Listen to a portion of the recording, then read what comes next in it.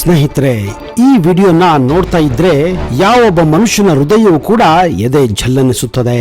ಹಾಗೆಯೇ ಈ ರೋಡಿನಲ್ಲಿ ಈ ತರ ಪೇಪರ್ಗಳ ಸರಮಾಲೆಗಳನ್ನ ಕಟ್ಟಿಕೊಂಡು ರೋಡಿನಲ್ಲಿ ಉರುಳು ಸೇವೆ ಮಾಡುತ್ತಿರುವ ಈ ವ್ಯಕ್ತಿಯನ್ನ ನೋಡಿದರೆ ಯಾವುದೋ ಭಿಕ್ಷಕನೋ ಅಥವಾ ಹುಚ್ಚನೋ ಅಂತ ಅನಿಸಬಹುದು. ಆದ್ರೆ ನಿಮ್ಮ ಊಹೆ ತಪ್ಪು ಸ್ನೇಹಿತರೆ. ಹೌದು, ಇವನು ಭಿಕ್ಷಕನೂ ಅಲ್ಲ, ಇವನು ಹುಚ್ಚನೂ ಅಲ್ಲ, ಅಥವಾ ಮಾನಸಿಕವಾಗಿ ತೊಂದರೆ ಇರುವ ವ್ಯಕ್ತಿ ಕೂಡ ಅಲ್ಲ. ಸಾವಿರಾರು ಮಕ್ಕಳಿಗೆ ಪಾಠ ಮಾಡಿದಂತಹ ಒಬ್ಬ ಗುರು. ಇವರು ಕೊಟ್ಟ ಪಾಠದಿಂದಲೇ ನೂರಾರು ವ್ಯಕ್ತಿಗಳು ಸಮಾಜದಲ್ಲಿ ಇವತ್ತು ಗಣ್ಯ ವ್ಯಕ್ತಿಗಳಾಗಿದ್ದಾರೆ. ಆದ್ರೆ ಇವರ ಪರಿಸ್ಥಿತಿ ನೋಡಿದ್ರೆ ಎಂತ ಮನುಷ್ಯನಿಗೂ ಅಯ್ಯೋ ಅನಿಸುತ್ತದೆ. ಹಾಗಾದ್ರೆ ಈ ವ್ಯಕ್ತಿ ಈ ರೀತಿ ಪೇಪರ್ಗಳ ಸರಮಾಲೆ ಮಾಡಿಕೊಂಡು ರೋಡಿನಲ್ಲಿ ಉರುಳು ಸೇವೆ ಮಾಡುತ್ತಿರುವುದು ಯಾಕೆ ಅಂತ ಗೊತ್ತಾದ್ರೆ ನೀವು ಕೂಡ ಬೆಚ್ಚಿ ಬೀಳೋದ್ರಲ್ಲಿ ಸಂದೇಹವೇ ಇಲ್ಲ. ಅಷ್ಟಕ್ಕೂ ಆ ವ್ಯಕ್ತಿ ಈ ರೀತಿ ಮಾಡೋಕೆ ಕಾರಣ ಏನು ಅಂತ ನಿಮಗೆ ಗೊತ್ತಾಗಬೇಕೆಂದ್ರೆ ಈ ವಿಡಿಯೋನ ಸ್ಕಿಪ್ ಮಾಡದೆ ಮಿಸ್ ಮಾಡದೆ ಕೊನೆವರೆಗೂ ನೋಡಿ. ನಿಜಕ್ಕೂ ನಿಮ್ಮ ಕಣ್ಣು ತೆರೆಯುತ್ತದೆ ಅನ್ನೋದರಲ್ಲಿ ದೂಸರಾ ಮಾತೇ ಇಲ್ಲ.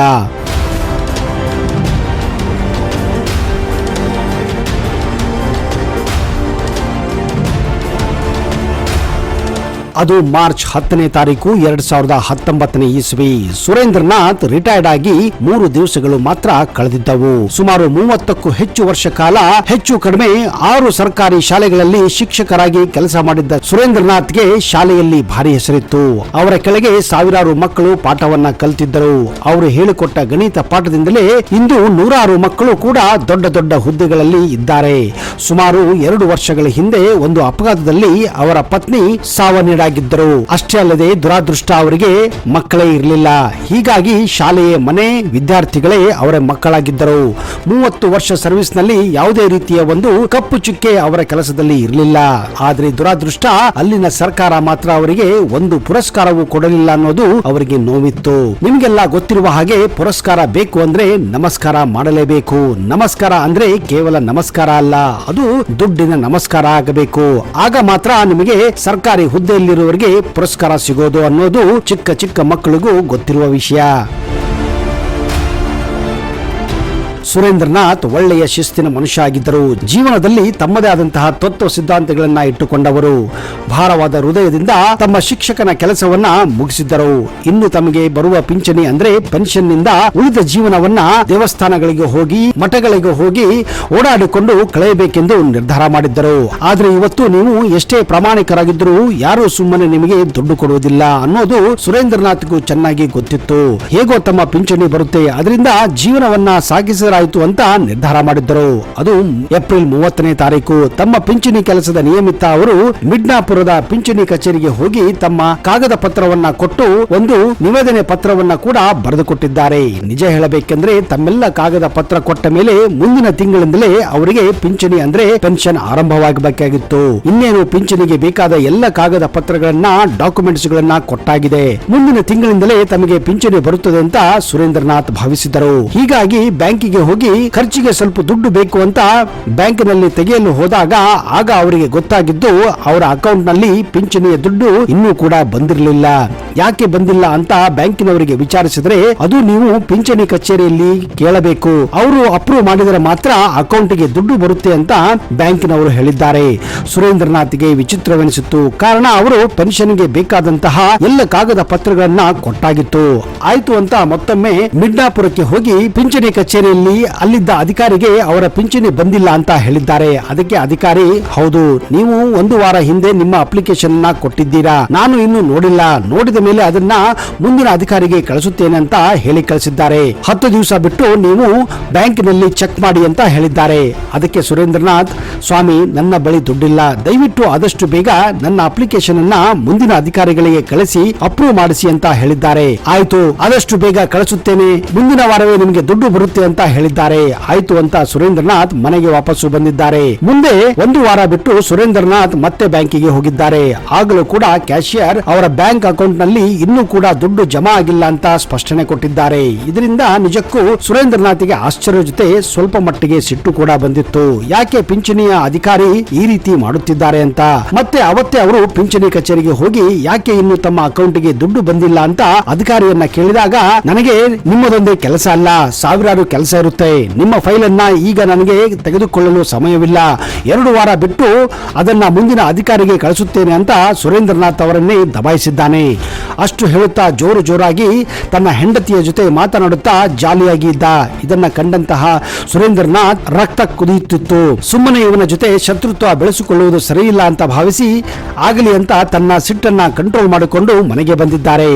ಮತ್ತೆ ಅದೇ ರೀತಿ 2 ವಾರ ಬಿಟ್ಟು ಕಚೇರಿಗೆ ಹೋದಾಗಲೂ ಕೂಡ ಇನ್ನೂ ಯಾವುದೋ ಒಂದು ನೆಪ ಹೇಳಿ ಸುರೇಂದ್ರನಾಥ್ ಅವರ ಕೆಲಸವನ್ನ ಆ ಸರ್ಕಾರಿ ಅಧಿಕಾರಿ ಮಾಡಿರಲೇ ಇಲ್ಲ. ಹೀಗೆ ಹೆಚ್ಚು ಕಡಿಮೆ 2.5 ತಿಂಗಳು ಕಳೆದು ಹೋಗಿದೆ. ಸುರೇಂದ್ರನಾಥ್ ಬಳಿ ತಮ್ಮ ಮನೆಯನ್ನ ನಡೆಸಲು ದುಡ್ಡಿನ ಅವಶ್ಯಕತೆ ಇತ್ತು. ಜೀವನದಲ್ಲಿ ಇಲ್ಲಿಯವರೆಗೆ ಅವರು ಯಾರಿಂದಲೂ ದುಡ್ಡನ್ನ ಕೇಳದಂತಹ ವ್ಯಕ್ತಿನೇ ಅಲ್ಲ. ತಮ್ಮ ಸರಳ ಜೀವನಕ್ಕೆ ಬೇಕಾದಂತಹ ದುಡ್ಡು ಅವರ ಸ್ಯಾಲರಿಯಿಂದಲೇ ಬರುತ್ತಿತ್ತು. ಕೊನೆಗೆ ತಮ್ಮ ಬಳಿ ಇದ್ದ ಚಿನ್ನದ ಚೈನ್ ಅನ್ನ ಅಡ ಇಟ್ಟಿದ್ದಾರೆ. ಹಾಗೋ ಹೀಗೋ ಮಾಡಿ 2-3 ತಿಂಗಳು ಸಾಗಿಸಿದ್ದಾರೆ. ಅಷ್ಟಾದರೂ ಕೂಡ ಆ ಸರ್ಕಾರಿ ಅಧಿಕಾರಿ ಇವರ ಪೆನ್ಷನ್ ಅಪ್ಲಿಕೇಶನ್ ಅನ್ನ ತನ್ನ ಮುಂದಿನ ಅಧಿಕಾರಿಗೆ ಕಳಿಸಿರಲಿಲ್ಲ.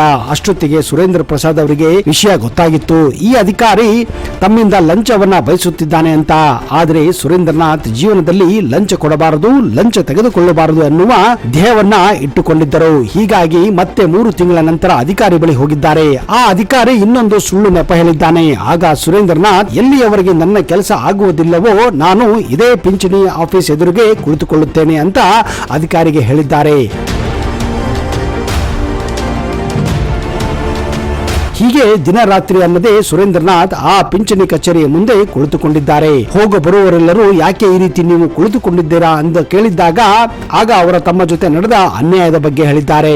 ಆಗ ಅಧಿಕಾರಿ ಇವರು ಮಾಡುತ್ತಿರುವ ಈ ಕೆಲಸವನ್ನ ಕಂಡು ಕೊಂಚ ಗಾಬರಿಯಾಗಿದ್ದಾನೆ ಹಾಗೂ ಅವರ ಫೈಲ್ ಅನ್ನ ಮುಂದಿನ ಅಧಿಕಾರಿಗೆ ಕಳಿಸಿದ್ದಾನೆ. ಆದ್ರೆ ಆ ಮುಂದಿನ ದೊಡ್ಡ ಅಧಿಕಾರಿ ಆ ಚಿಕ್ಕ ಅಧಿಕಾರಿಗಿಂತ ಹರಾಮ್ ಖೋರ್ನಾಗಿದ್ದ.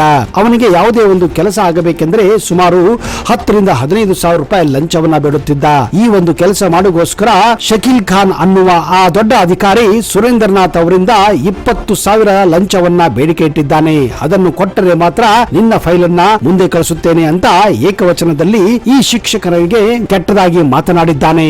ಅಷ್ಟೇ ಅಲ್ಲದೆ ನೀನೇನಾದರೂ ನನ್ನ ಕಚೇರಿಯ ಮುಂದೆ ಧರಣಿಗೆ ಕೂಡುತ್ತೇನೆ ಅಂತ ನನಗೆ ಧಮಕಿ ಹಾಕಿದ್ರೆ ಪೊಲೀಸರನ್ನ ಕರೆದು ಒದ್ದು ಒಳಗೆ ಹಾಕಿಸುತ್ತೇನೆ. ನೆನಪಿರಲಿ, ನನ್ನ ಹೆಸರು ಶಕೀಲ್ ಖಾನ್. ನನಗೆ ಪಶ್ಚಿಮ ಬಂಗಾಳದ ಮುಖ್ಯಮಂತ್ರಿ ಚೆನ್ನಾಗಿ ಗೊತ್ತು. ನನ್ನಂತವರಿಗೆ, ನಮ್ಮ ಜನರಿಗೆ ನಮ್ಮ ಮುಖ್ಯಮಂತ್ರಿಗಳ ಆಶೀರ್ವಾದ ಇದೆ. ಹೀಗಾಗಿ ನಿನ್ನ ನಾಟಕ ಇಲ್ಲಿ ನಡೆಯುವುದಿಲ್ಲ ಅಂತ ಸುರೇಂದ್ರನಾಥ್ಗೆ ಹೇಳಿದ್ದಾನೆ. ಆದರೆ ಸುರೇಂದ್ರನಾಥ್ ಮಾತ್ರ ಯಾವುದೇ ಕಾರಣಕ್ಕೂ ಲಂಚ ಕೊಡುವುದಿಲ್ಲ ಅಂತ ಅವನ ಮುಖದ ಮೇಲೆ ಹೇಳಿ ಬಂದಿದ್ದಾರೆ. ಅದು ಅಕ್ಟೋಬರ್ 18ನೇ ತಾರೀಕು 2019ನೇ ಇಸ್ವಿ. ಸುರೇಂದ್ರನಾಥ್ಗೆ ಪಿಂಚಣಿ ಸಿಗದೆ 6 ತಿಂಗಳಾಗಿತ್ತು.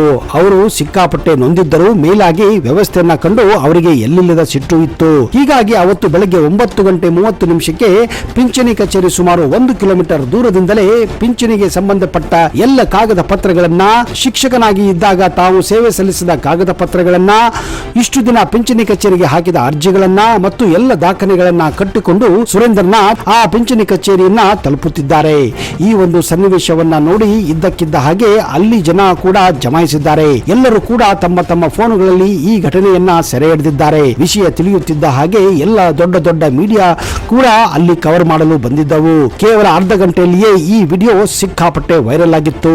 ಅಷ್ಟು ಹೊತ್ತಿಗೆ ಸುರೇಂದ್ರನಾಥ್ ಉರುಳು ಸೇವೆ ಮಾಡುತ್ತಾ ಪಿಂಚಣಿ ಕಚೇರಿಯನ್ನ ತಲುಪಿದ್ದಾರೆ. ಟಿವಿಯಲ್ಲಿ ಪ್ರಸಾರ ಆಗುತ್ತಿದ್ದ ಈ ವಿಡಿಯೋ ಕಂಡು ಜಿಲ್ಲಾಧಿಕಾರಿ ಪಿಂಚಣಿ ಕಚೇರಿಗೆ ಧಾವಿಸಿದ್ದಾರೆ. ಹಾಗೂ ಸುರೇಂದ್ರನಾಥ್ ಅವರಿಗೆ ನೀವು ಯಾಕೆ ಈ ರೀತಿ ಮಾಡುತ್ತಿದ್ದೀರಾ ಅಂತ ಕೇಳಿದಾಗ ಸುರೇಂದ್ರನಾಥ್ ನಡೆದ ವಿಷಯವನ್ನೆಲ್ಲ ಇಂಚಿಂಚಾಗಿ ಜಿಲ್ಲಾಧಿಕಾರಿಗೆ ಹೇಳಿದ್ದಾರೆ. ಹಾಗೂ ಎಲ್ಲ ದಾಖಲೆಗಳನ್ನ ಬಿಡುಗಡೆ ಮಾಡಿದ್ದಾರೆ. ಜಿಲ್ಲಾಧಿಕಾರಿ ಈ ದಾಖಲೆಯನ್ನ ಪಡೆದು ಪಿಂಚಣಿ ಅಧಿಕಾರಿ ಮೇಲೆ ಕೇಸನ್ನು ಕೂಡ ದಾಖಲಿಸಿದ್ದಾರೆ. ತಕ್ಷಣವೇ ಅಧಿಕಾರಿಗಳನ್ನ ಸಸ್ಪೆಂಡ್ ಕೂಡ ಮಾಡಬೇಕೆಂದು ಸರ್ಕಾರಕ್ಕೆ ಬರೆದಿದ್ದಾರೆ. ಹಾಗೆಯೇ ಸುರೇಂದ್ರನಾಥ್ ಅವರಿಗೆ ಮರುದಿನವೇ ಪಿಂಚಣಿ ಸಿಗಬೇಕು ಅಂತ ಆರ್ಡರ್ ಕೂಡ ಮಾಡಿಸಿದ್ದಾರೆ. ಹೌದು ಸ್ನೇಹಿತರೆ, ಇವತ್ತಿನ ಕಾಲದಲ್ಲಿ ದುಡ್ಡು ಕೊಡಲಿಲ್ಲ ಅಂದ್ರೆ ಜನ ಹೆಣ ಕೂಡ ಎತ್ತೋದಿಲ್ಲ.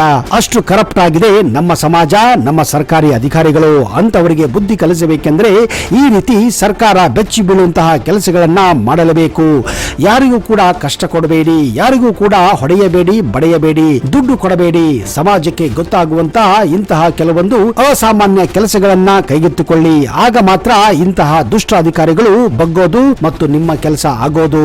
ಇವತ್ತು ಸೋಷಿಯಲ್ ಮೀಡಿಯಾ ಸಿಕ್ಕಾಪಟ್ಟೆ ಪವರ್ಫುಲ್ ಆಗಿದೆ. ಅದನ್ನ ಚೆನ್ನಾಗಿ ಬಳಸಿಕೊಳ್ಳಿ. ಸುಖ ಸುಮ್ಮನೆ ಡ್ಯಾನ್ಸ್ ಮಾಡಿ, ಕಾಮಿಡಿ ಮಾಡಿ, ರೀಲ್ಸ್ ಗಳನ್ನ ಮಾಡುತ್ತಾ ಕಾಲಹರಣ ಮಾಡಬೇಡಿ. ಸಮಾಜವನ್ನ ಬದಲಿಸುವಂತಹ ವಿಡಿಯೋ ಮಾಡಿ ಅನ್ನುತ್ತಾ ಈ ವಿಡಿಯೋನ ಇಲ್ಲಿಗೆ ಮುಗಿಸ್ತೇನೆ. ಈ ವಿಡಿಯೋ ನಿಮ್ಗೆ ಇಷ್ಟ ಆದಲ್ಲಿ ಈಗಲೇ ಇದನ್ನ ಲೈಕ್ ಮಾಡಿ, ನಿಮ್ಮೆಲ್ಲ ಸ್ನೇಹಿತರ ಜೊತೆ ಶೇರ್ ಮಾಡಿ.